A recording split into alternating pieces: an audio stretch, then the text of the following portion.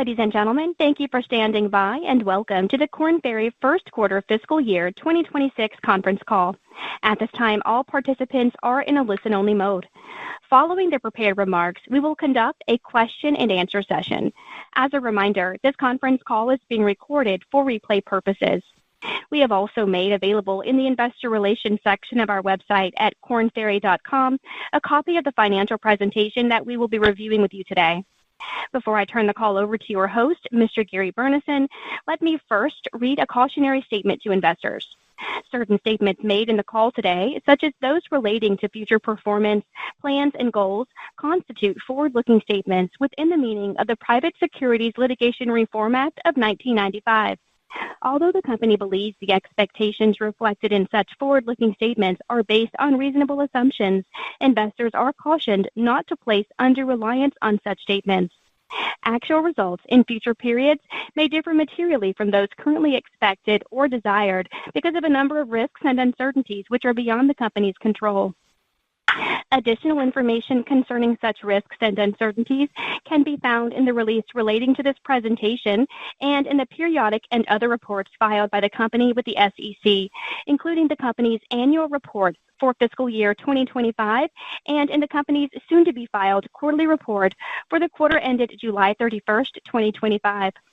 Also, some of the comments today may reference non-GAAP financial measures such as constant currency amounts, EBITDA, and adjusted EBITDA. Additional information concerning these measures, including reconciliations to the most directly comparable GAAP financial measures, is contained in the financial presentation and earnings release relating to this call, both of which are posted in the investor relations section of the company's website at www.kornferry.com. With that, I'll turn the call over to Mr. Burnison. Please go ahead, Mr. Burnison. Okay, thank you, Regina, and thanks to everybody for joining us. I'm really pleased with our performance in the quarter. The team's going to get into the results in a little bit, but when I look at the results, even over the past few quarters, with all the choppiness, the uncertainty around tariffs, the labor and economic environment, it's clear that our strategy is working.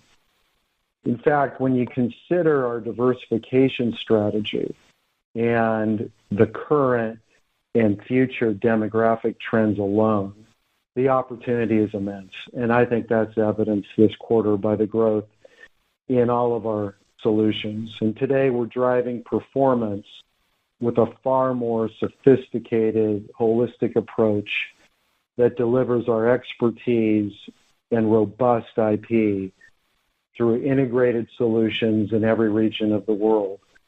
In the quarter, we won a number of notable engagements. I'll highlight a couple. A top pharma company with over 20,000 employees, where we're building a globally aligned leadership team, helping them foster a culture of innovation and streamline talent development across regions.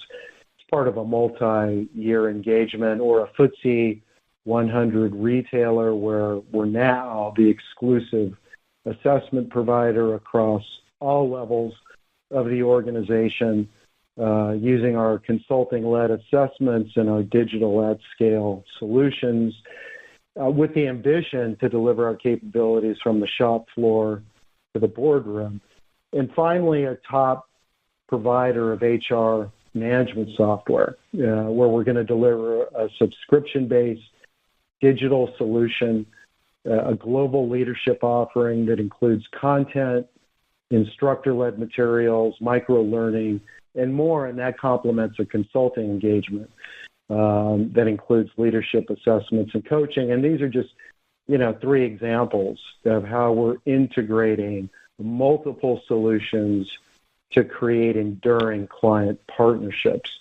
We also continue to make measured capital investments that extend our offerings and solutions and expand our impact with clients. And a case in point is Talent Suite, which offers seamless integration of proprietary IP and data and talent applications into one digital SaaS platform, which enables our clients to make better hiring decisions, structure their organizations, assess, develop, and reward their talent. In other words, Talent Suite enables clients to unlock human and organizational potential at scale. Our evolution towards large-scale, multi-solution client engagements is real as we change the fundamental composition and scale of our business. And when I just look at the tail of the tape, today we have loyal, repeatable clients of scale, marquee and diamond accounts generating almost 40% of our revenue, a 10-year revenue CAGR of 10%, driven by an expanding set of diversified solutions. We have strong top-line synergies with 25% of revenue generated from cross-solution referrals. Clearly, this diversification is driving resilience and durability in our business and contributing to sustained shareholder value, and that's evidenced through our balanced capital allocation strategy, which includes 6 dividend increases in the last 5 years and a demonstrated track record of M&A and share repurchases. I'm optimistic, truly optimistic, about the trajectory of this firm and, more importantly, the impact we're making.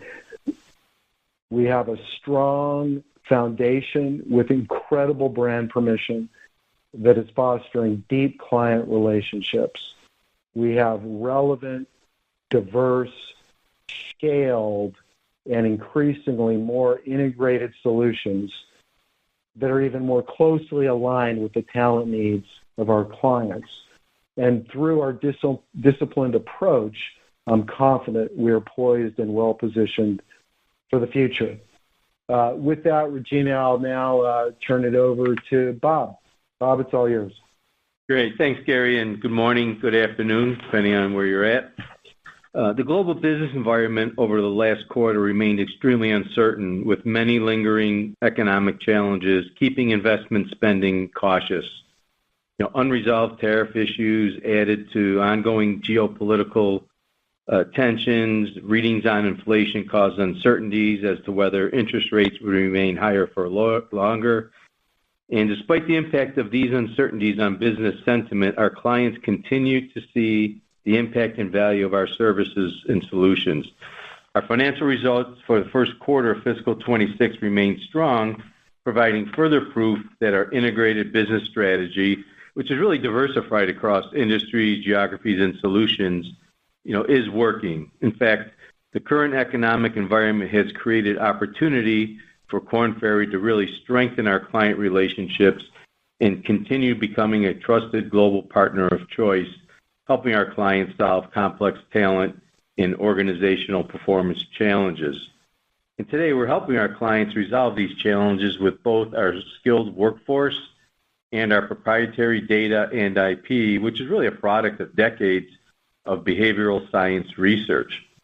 Additionally, we focus our efforts to sell larger, more integrated solutions via our We Are Korn Ferry go-to-market strategy. We're paving the way for stronger, more durable, long-term growth. I'm also pleased to share that we remain on track for the market launch of our new Talent Suite platform that Gary referenced this November. Talent Suite will enable our consultants and clients to more easily derive and prioritize insights across our multiple talent products using client data, our own proprietary data, and select third-party data to help them make better, more insightful talent decisions. Now, in addition to the detailed results found in our posted earnings presentation, I just want to go over a couple of company-wide solution-specific highlights for the first quarter. As Gary mentioned, the marquee and diamond accounts remain strong at almost 40% of our consolidated fee revenue, and that program delivered a little better than 7% fee revenue growth when you look at it year over year. Our cross-solution referrals also remain strong at 25% of our consolidated fee revenue. Executive search fee revenue also remains strong, growing 8% in the quarter, and that's our 5th consecutive quarter of year-over-year growth in that solution area. Professional search and interim fee revenue was up 10% year-over-year, with growth in both professional services perm placement plus 5%, and interim was up 14%. Our digital subscription and licensed new business grew 10% year-over-year in the first quarter, and with 39% of total digital new business, and that's going to continue to add stability and predictability to our overall revenue base. And last, our average bill rates in consulting and interim both grew year-over-year, consulting by 9% and interim by 4%. Now, turning to company overall results, our consolidated fee revenue grew 5% year-over-year to $709 million, which is a second consecutive quarter of positive growth. Earnings and profitability also continued to grow. Adjusted EBITDA grew $9 million, or 8% year-over-year to $120 million. Adjusted EBITDA margin grew 50 basis points year-over-year to 17%, and our adjusted diluted earnings per share grew 13 cents, or 11% year-over-year, to $1.31. Total company new business, excluding RPO, grew 5% year-over-year, led by strength in EMEA and APAC. Our RPO delivered $99 million of new business in the quarter. 46% of that came from new logos, 54% from renewals, and the renewals included one large financial institution at $32 million. Estimated remaining fees under existing contracts also remained strong in the first quarter. Now, as a reminder, this operating metric that we introduced last quarter is the quarter-ending estimated fees under existing contracts to be recognized in future periods. At the end of the first quarter, this amounted to $1.67 billion, which was up 9% year-over-year. Of this amount, we expect approximately 58%, or $972 million, will be recognized as fees within the next year, and 42%, or $702 million, to be recognized thereafter. Now, turning to our regional results, fee revenue in the Americas was down 2% year-over-year, with growth in executive search and RPO being offset by slightly lower demand in consulting, digital, and professional search and interim. EMEA fee revenue was strong, growing 19% year-over-year, and we saw growth in all solutions. APAC fee revenue was also strong, growing 12% year-over-year, also with growth in all solutions. And finally, our capital allocation in the first quarter remained balanced as we returned $36 million to shareholders through combined share repurchases and dividends, and we invested $22 million in capital expenditures focused on Talent Suite, our new technology platform, as well as productivity tools and other product enhancements. Now, turning to our outlook for the second quarter of fiscal 26, assuming no further changes in worldwide geopolitical conditions, economic conditions, financial markets, and foreign exchange rates, we expect fee revenue in the second quarter of fiscal 26 to range from $690 million to $710 million, our adjusted EBITDA margin to range from approximately 17% to 17.5%, and our consolidated adjusted diluted earnings per share to range from $1.23 to $1.33. Finally, we expect our GAAP diluted earnings per share in the second quarter to range from $1.10 to $1.16. Now, I'd like to note that our GAAP diluted earnings per share includes approximately $10 million, or 14 cents per share, of accelerated depreciation, and that's related to our current product technology platform, which will be sunsetted as the Talent Suite is commercially launched at the beginning of the third quarter in November. We remain committed to controlling what we can control, leaning into identified growth opportunities, and driving operational excellence. We will continue to promote a culture of innovation and remain focused on delivering outstanding client service. Korn Ferry is a global consulting firm that powers client performance. We're focused on improving our go-to-market efforts, engaging with our clients as one firm. We are Korn Ferry. We are well positioned for the next step in our growth, and I'm more confident and excited than I've ever been about what this company can become. With that, we would be glad to answer any questions you may have. We will now begin the question and answer session. In order to ask a question, press star, then the number 1 on your telephone keypad. To withdraw your question, press star 1 a second time. Our first question will come from the line of Trevor Romeo with William Blair. Please go ahead. Hi, thanks so much for taking the questions. Just maybe had a couple on your digital business to start. You know, the Talent Suite rollout coming up in November. As you're getting ready for that commercial launch, I guess what are some of the key milestones you'll be tracking there, and how should we be thinking about maybe the timeline for the benefits there to start flowing through the financials? Well, I think the benefits will take some time. I think it'll be towards the end of calendar 26, realistically, when we start to see the true benefits of it. You know, some of the milestones that we are working on include the partnerships that we have and further accelerating the go-to-market strategy around those partnerships. That's very important, particularly with the 3 or 4 large HCM players. That's certainly one thing we're working on. The second is enabling our colleagues and training our colleagues. We have a robust schedule in front of us to train all of our 1,800 frontline consultants on awareness and provocation and selling of the Talent Suite. That's going to be happening over the next 6 months, starting in October. And we also have a targeted strategy with milestones there around our marquee and diamond accounts. So it's really kind of a balanced approach here, a multi-prong approach, outside with partners, with our marquee and diamond accounts top down, bottom up with many of our clients. Then there's an internal mobility strategy as well. Thanks, Gary. Maybe just one quick follow-up on digital, the subscription and license piece of the segment going above, I think, 40% of segment revenue now. Could you maybe just remind us, what is your kind of long-term aspirational target for how big those subscriptions could grow as a percentage of that segment?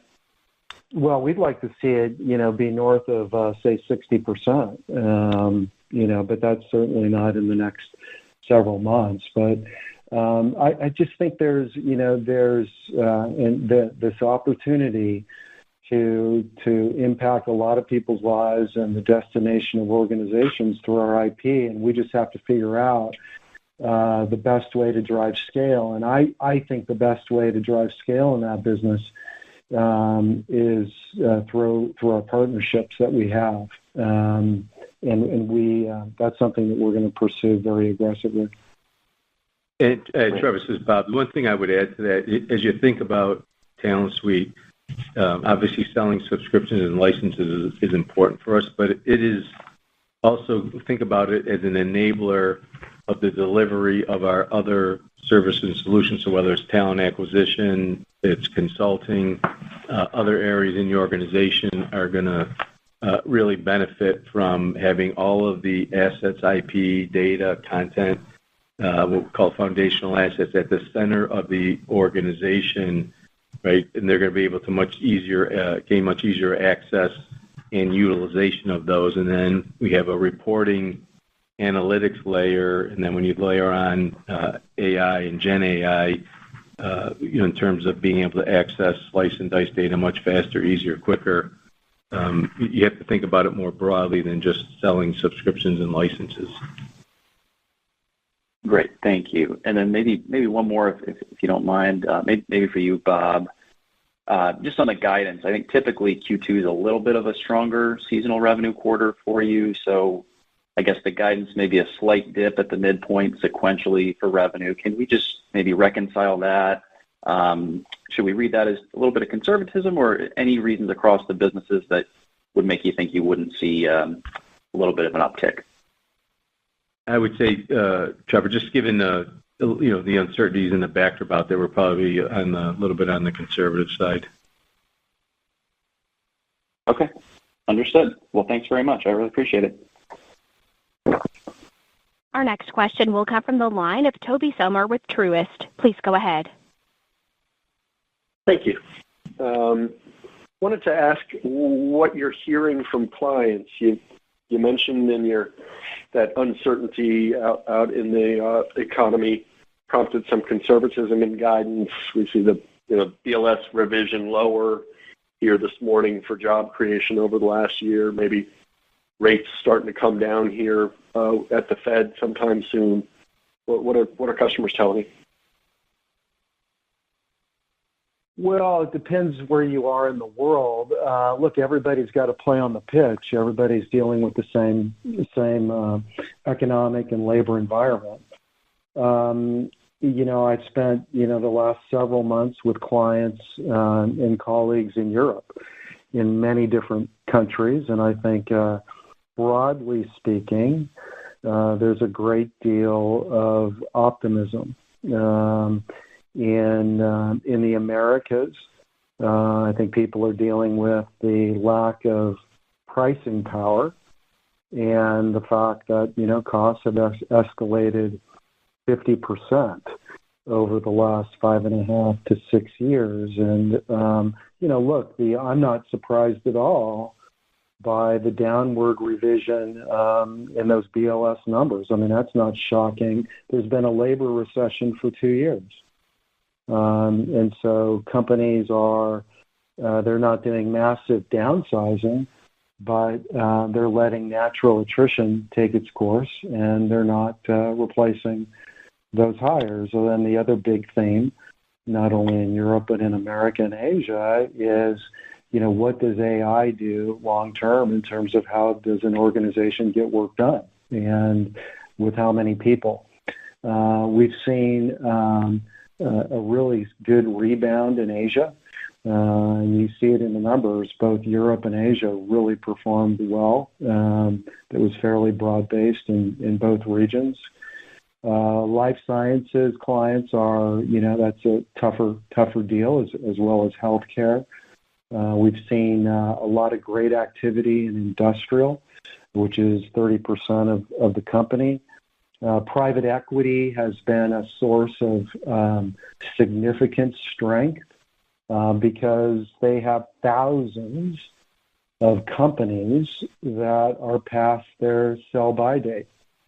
And because of that, they're actually having to go in and think about how you really operate the company beyond just cutting costs and increasing EBITDA. So those would be the major themes that I've heard from clients directly. Just sort of a specific question on consulting, if I could. With respect to your merger and divestiture kind of services in Playbook, what are you seeing there? Because we've seen sort of an uptick in at least announced deals, and many of them seem to be sort of corporate breakups. And wondering if you're participating in that from a consulting perspective.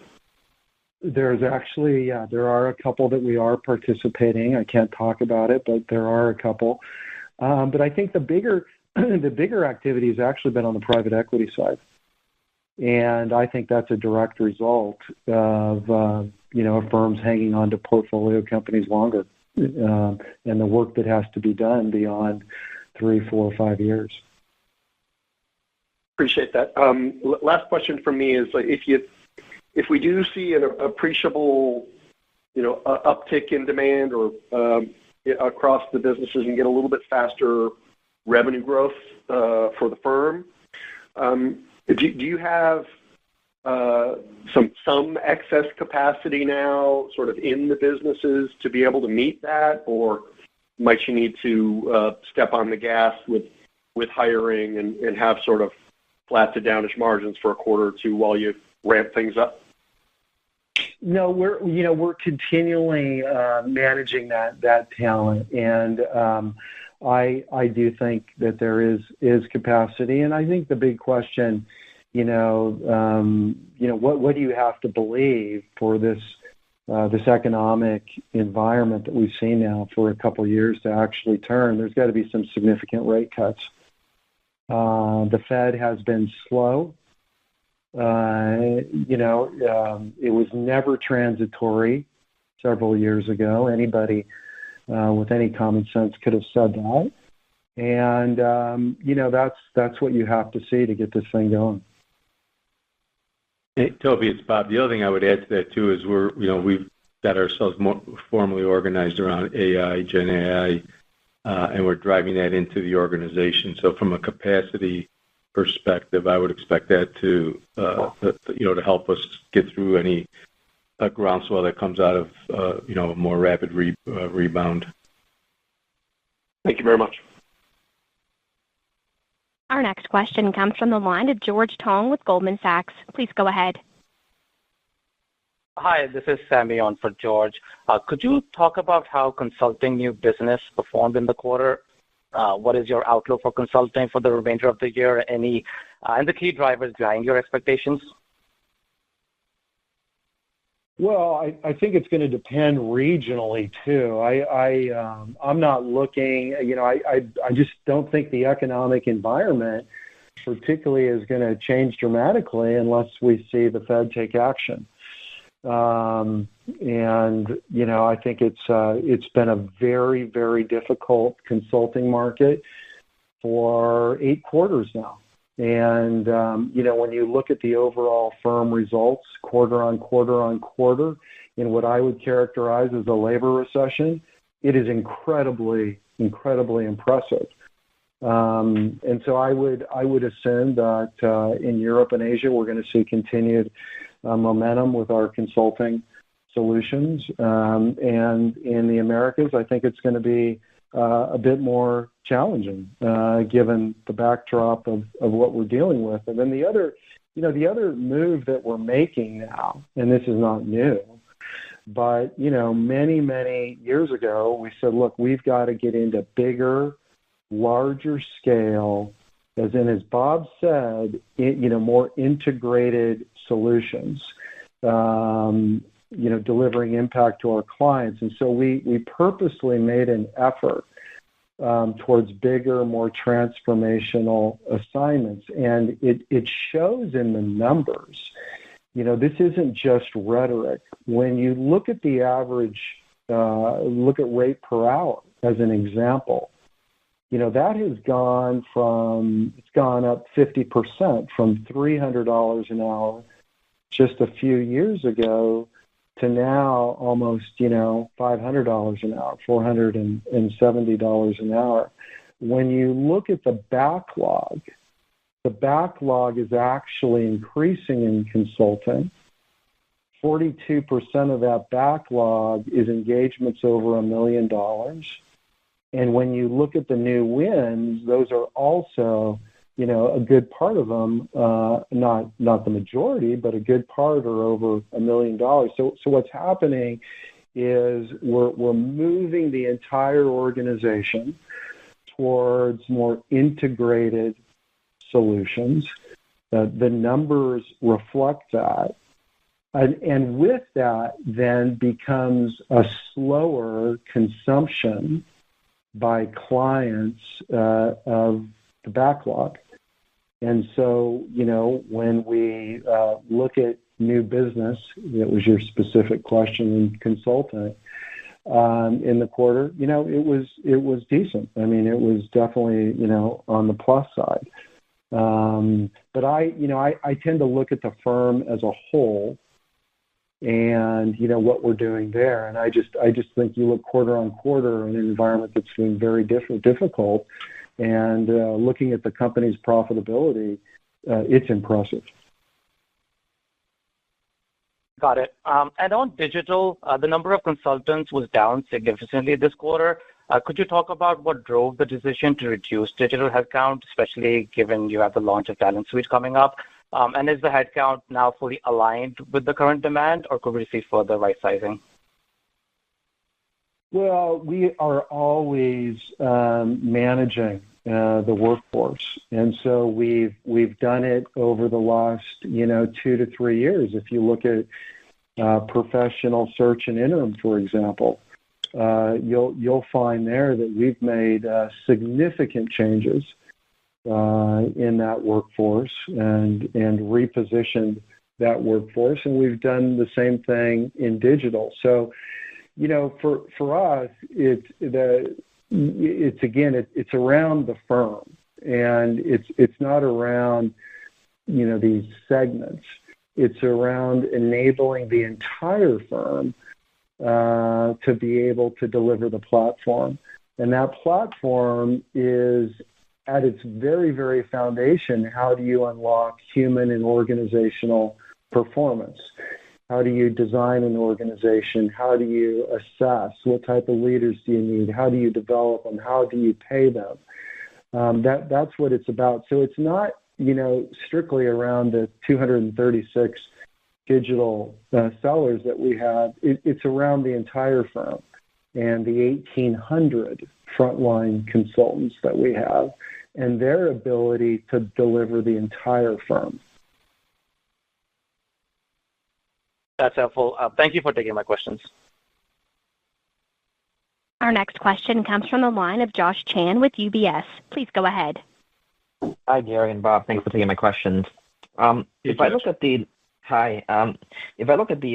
geography, the North American part of the business, most parts of the business is down somewhat, which jives with the macro, but exec search is still up in North America. So what's going on in exec search that's, allowing that part of your business to really seemingly outperform the environment? Yeah, it's a combination of factors. It's the phenomenon where I've talked about this for a good 6 quarters, 7 quarters. It's peak 65. So there's the demographic shifts and trends that I referred to in my opening comments. So you've got that playing out. You've got the fact that many of the executives in the C-suite were probably in the C-suite during COVID. And so you had a period of going from light to darkness to light and all the things in between around that time. Then the subsequent pent-up demand and the Great Resignation. And so you've got people that are making the decision for themselves around work-life balance. Then you have, boards looking at the C-suite and saying, is the leadership team that I need over the next 5 years, what are their skills that will be needed and versus the past 5 years. So it's really those combination of factors that I believe are driving the executive search business. Great. Well, thanks for the color there, Gary. And I think you guys also mentioned that, in a choppy environment, that could provide some opportunity for you to strengthen your position. I'm sure you'd love a stronger environment, but curious how you can still win business in a weaker environment and what kind of opportunities those might be. Yeah, this is the best environment. I mean, it's where I'm most motivated. This is where good companies, become great companies. It's only in these type of environments because people don't change unless there's a reason to change.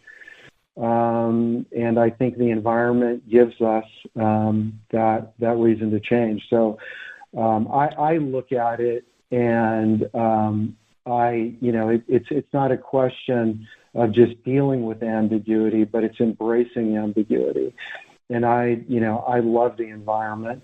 And it does present opportunities for us, and it presents an opportunity even internally around how we think about ourselves. And do we think about ourselves as, business segments, or do you think about yourself as Korn Ferry? And the truth is that we don't have 5 businesses. We have one business, which is Korn Ferry.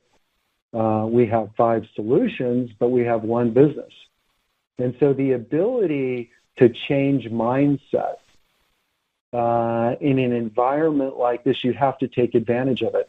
And that's what, that's what we're doing, and that's what we plan to do over the next several months, is to continue to change mindset,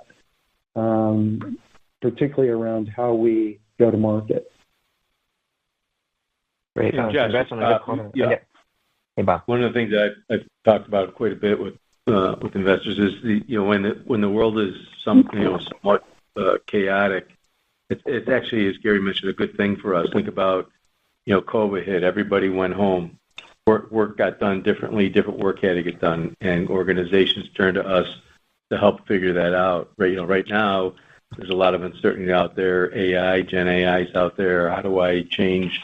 How does that impact my workforce? Does it change my job profiles? Do people have the right skills? Do I need different people? So when there's chaos out in the world and organizations are trying to figure their way through it, they turn to us to help them do that. And so, as Gary indicated, it's actually a good thing for us. That's an interesting perspective. Yeah, thank you for both for the color and the time. Our next question will come from the line of Mark Marcone with Baird. Please go ahead. Hey, good afternoon, and thanks for taking my questions. Gary, in your discussion, you talked a lot about some of the bigger deals that you've been signing, and you specifically noted one with a big HCM company. I'm wondering if you can elaborate in terms of what you're going to do for them. I'm not going to get into it. It's really a transformational program centered around leadership development, and so it's a big learning engagement where that particular client is not only licensing our IP around developing and transforming a workforce, but it also includes consulting with assessments and coaching. So it's really around kind of transforming a workforce and transforming not just skill set but mindset, and it's using both our IP and consulting. That's really interesting. How big of a program could something like that be? These are typically multi-year and several $1 million. I'm not saying that this particular one is that, but that's generally what these look like. And part of it then is, it gets consumed by the clients, not the digital piece, but the consulting wraparound on these leadership development programs. They have to consume it. They have to pull it down off the shelf, and that's why I can think of one that is huge. It was an 8-digit sale to a massive organization, and we've just completed year 3, and we've touched about 40% of that organization. And so, the consumption of all of those services, not the IP obviously, but the consumption of the services is really dependent on the client's speed, not on us. And that's one reason why you see the backlog, for example, in consulting increasing, is because of that phenomenon, moving to multi-year, multi-million-dollar engagements. That's great. Barry, we have been in a labor recession. You guys have held up the best of arguably any of the major players that are out there that most investors look at. You've been getting more and more into professional search and interim. You've made a number of acquisitions there. I'm wondering, as the environment remains relatively uncertain, what's your posture there? What have you learned from the acquisitions that you've made in terms of, what are the best types of acquisitions, the best spaces where you guys actually fit, and how many more opportunities are there in terms of bolstering the areas where you really do fit? I think the pro search. Let me bifurcate that. The pro search market, as you said, is enormous. Today, most of that business that we have, most of that solution, is in the U.S. What we've learned is the contingent part of that market opportunity does not work for us, for the most part. So the learning there is we love the market, we want to go into it, but we also want to be eyes wide open. We don't want to be in contingent recruiting. It doesn't fit well with the brand and the marquee and diamond account strategy. And there is still a big opportunity outside the U.S. We're underpenetrated there. And we have to be very cognizant, both in pro search and interim, as to what technology is going to do to a company's labor force over the next 5 or 10 years. So we have to be very, very targeted there and very smart. On the interim side, what we've learned is that it is, number one, why did we get into it? We got into it because we see a mega trend that's playing out, that we continue to think is going to play out, even with AI, with fractional workers.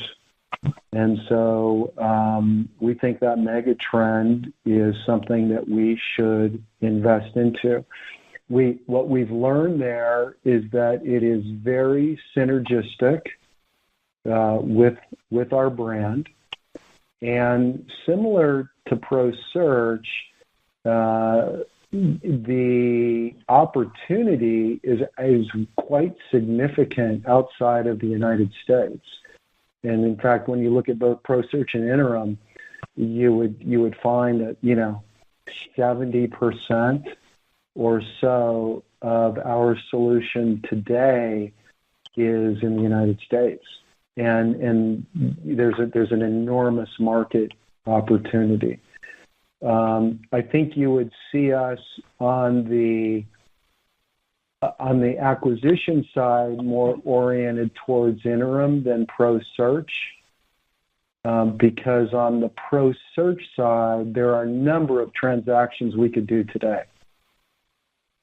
But those transactions would come with a large pro search contingent piece, which we don't think is commensurate with our brand.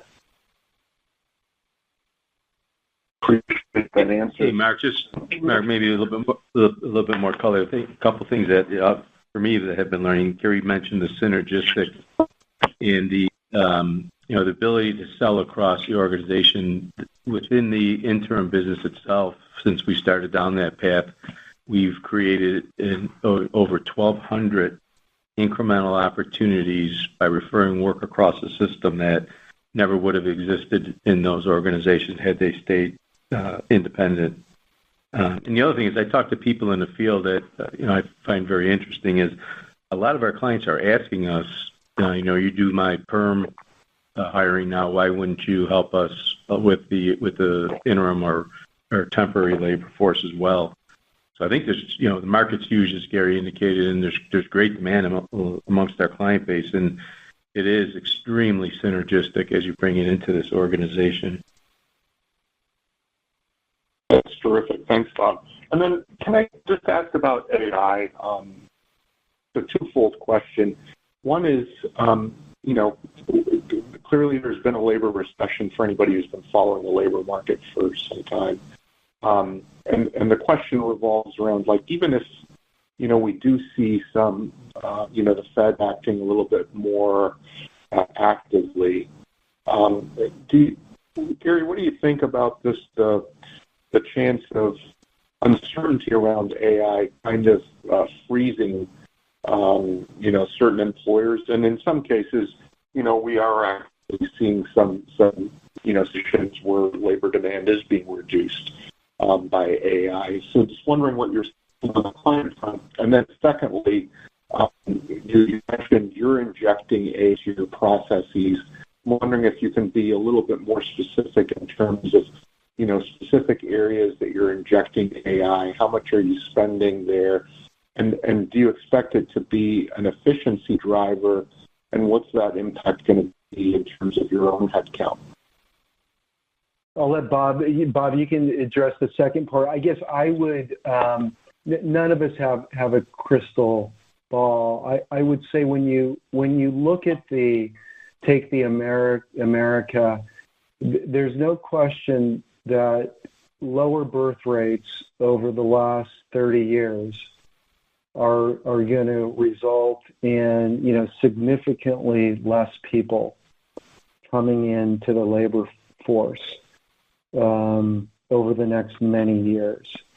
And so therefore, if a country wants to grow productivity like America has done at 2% a year, how does that supply and demand imbalance, get corrected? Well, it gets corrected through technology. So I think there will be, whether in whatever form that is, agentic AI, whatever it is, I think there will be a massive sucking sound, and it'll be this huge pull that technology will have to bridge that, less people into the American workforce. So I think that's undeniable. That's mathematics. That's data. And in this environment that companies have been dealing with now for a couple years, the reality, people can talk about inflation at 2% or 2.5% or 3%. That is like such, belly glazing. The fact is, costs are up 40 to 50%, and that's a direct result of COVID. So in this environment, companies are having to look at ways to deliver impact to their customers more efficiently. And that has played out in the labor force over the last 8 quarters by for the most part, letting attrition take its course and not being so, hell-bent on, replacing those people that leave. There's no doubt that when you look at what you can do today with AI, that any CEO would be absolutely looking at their organization and saying, what does this mean for my workforce strategy? And it invariably has to mean that I'm probably going to have, less employees. I don't see how one would come to a different conclusion than that. And so for us, we are, broadly, there's inside out and outside in. Inside out, we're doing the things that you would expect around our own workforce and how we, mobilize that workforce with AI.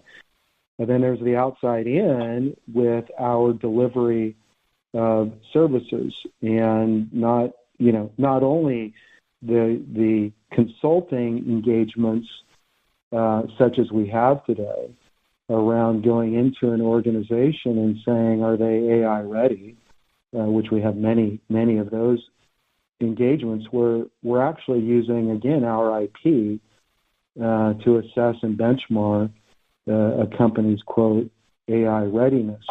But we're also using it relative to our assessment and coaching engagements. So, Bob, maybe you could take the second part of Mark's question. Sure. So, Mark, we actually are making investments into this area that are fairly substantial. And we haven't gone out and hired a bunch of people. What we've done is we've taken approximately 40 individuals who had been within each of our solution areas working on various aspects of AI, Gen AI, and we've organized them under a central leader, a fellow named Brian Ackerman. And Brian is driving the AI, Gen AI usage in the firm. So we've taken those roughly 40 people, centralized them. We now have rolled out licenses depending on your skill level or what your job role is and so on. The licenses may have some might be have more efficacy than others. And we're going through right now and figuring out the impact that the AI Gen AI is going to have on our work. I guess where we are today, if you think about AI and Gen AI, to me it's our mantra is human plus AI. So it's really looking at those as efficiency tools. I think where it potentially gets more interesting is with the use of agents ultimately, as they will be integrated into workflows, work process. And so the impact of that's obviously something that we're gonna, we'll figure out, but that's down the road. I would say that, and as I look at our workforce, Gary mentioned a couple times on the call our backlog, right? So to me, it's not just about how do I look at AI and Gen AI as a way to get our headcount down, but it's also a way is how do I take out some of the menial tasks that folks are doing today, and I could take that freed up capacity and use that to deliver the backlog that we have. So in my mind, it's sort of a combination of, will it have impact on our overall headcount? Absolutely. But it's also going to give us the ability to free up capacity to, provide and deliver services to our clients, more on a more rapid basis. Thank you very much. That's terrific. And it appears that there are no further questions, Mr. Burnison. Okay, Regina, thank you for hosting us, and we certainly appreciate you listening to our story, and we look forward to talking to you here over the next few days and over the next quarter. Thanks a lot. Ladies and gentlemen, this conference call will be available for replay for 1 week, running through the day September 16th, 2025, ending at midnight. You may access the Echo replay service by dialing 800-770-2030 and entering the access code 5927661, followed by the pound key. Additionally, the replay will be available for playback at the company's website, www.kornferry.com, in the Investor Relations section. This concludes our call today. Thank you for joining. You may now disconnect.